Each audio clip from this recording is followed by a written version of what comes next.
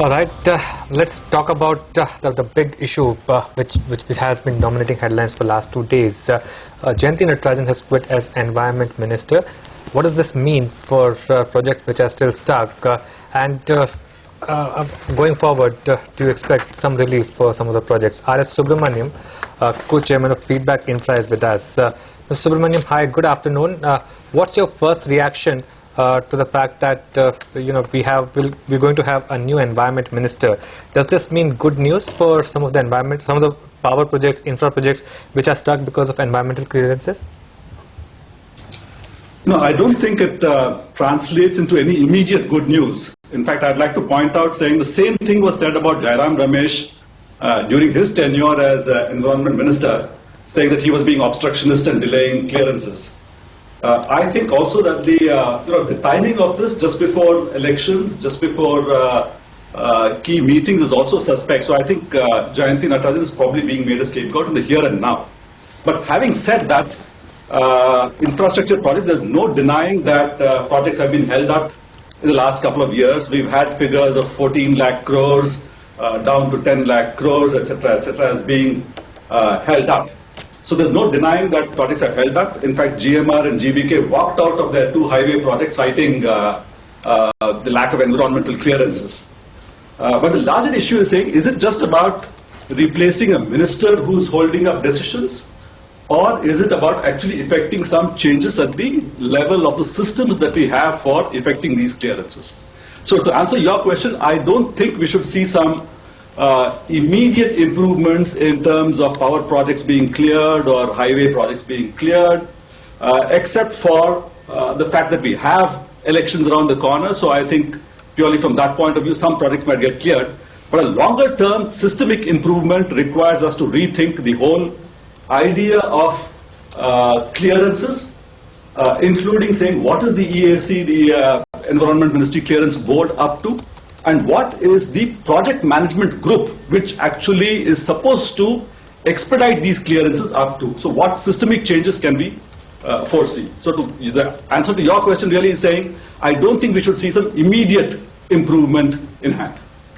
Mr. Ramasubramaniam, thanks so much for joining us. While, taking the point that there are a lot of other things that we can do to expedite all these infrastructure projects, not just a change of guard, but speaking about the limited role that can have, how do you view the appointment of Veerappa Moily to this position and what his stance will be on, the way forward? I think what I've been reading, Veerappa Moily is taking over as an interim charge. So I just think that there will be some expediting of projects. There's a whole list of some 92 odd projects which are actually now vesting with the PMG, the project management group, which is monitoring these projects. So I think Veerappa Moily is stepping in.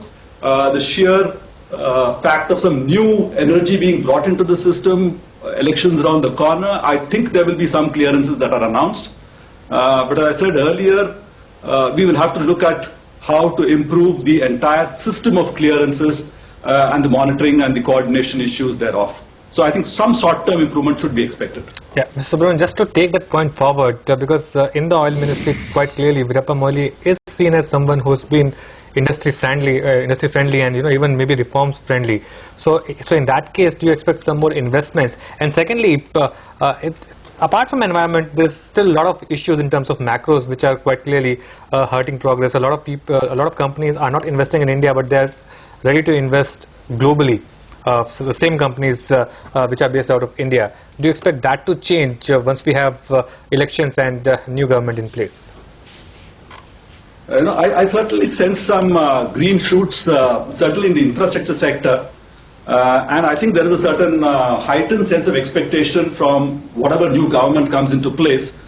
So I'm a little bullish saying post-elections, I don't see any improvement till May, but certainly post-May, post the elections, I can see some bullishness. I can see even foreign investors coming into the infra sector, provided we address some of the other concerns that bedevil the structure, land acquisition, for instance, environmental clearances, and the larger issue of regulatory institutional structures being addressed. So I'm a little bullish on the post-election scenario.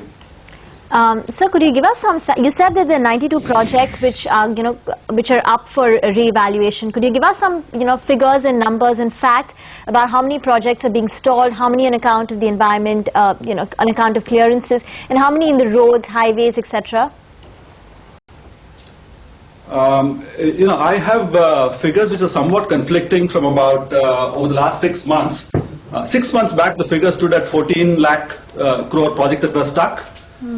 Coming down to about 10 lakh crore projects, and 92 projects was the list that was mentioned, the large bulk of which was accounted between power, highways and railways. But beyond this, I don't have details of how the breakup of the 92, but I think the figure of 10 lakh crores that was recently quoted is about the figure that I too have from reports that have consistently come over the last 6 months. So I think by any standards, it's a substantial chunk of investment that is actually being delayed because of lack of decision making. And I just wish to make another point, which is saying I think the panels that were set up to look at the environmental issues concerned have actually cleared this. And my understanding is that most of these issues are now with the ministry for simple decision making in a transparent manner.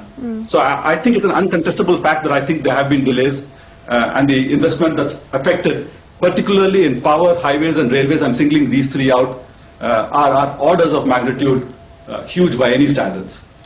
Okay, Mr. Subramaniam, just one more word then on this gas price hike. Would you be in a camp which would believe that at least this would mean availability of gas? Because a lot of power projects have been announced. I remember discussing it with you in the past, but they don't have any input to really work on. The availability of gas is an issue. Do you think at least some of these power projects can now look forward to higher availability of gas, not in the immediate future, but maybe in 1 or 2 years from here on? I certainly think so. I think the number of projects that are stuck because of the gas linkage should benefit by these recent kind of developments. So I'm once again very positive, saying at least finally there seems to be some movement, and in a time frame of maybe 2 to 3 years, some of these projects can hope to benefit. I just want to once again highlight saying that this is a sector on which almost every other sector in the economy rides, and therefore I think it's important that we move forward. I'm once again bullish that some movement forward has happened. Okay, Mr. Subramaniam, thanks so much for that. We'll leave it at that. Thanks so much for joining us.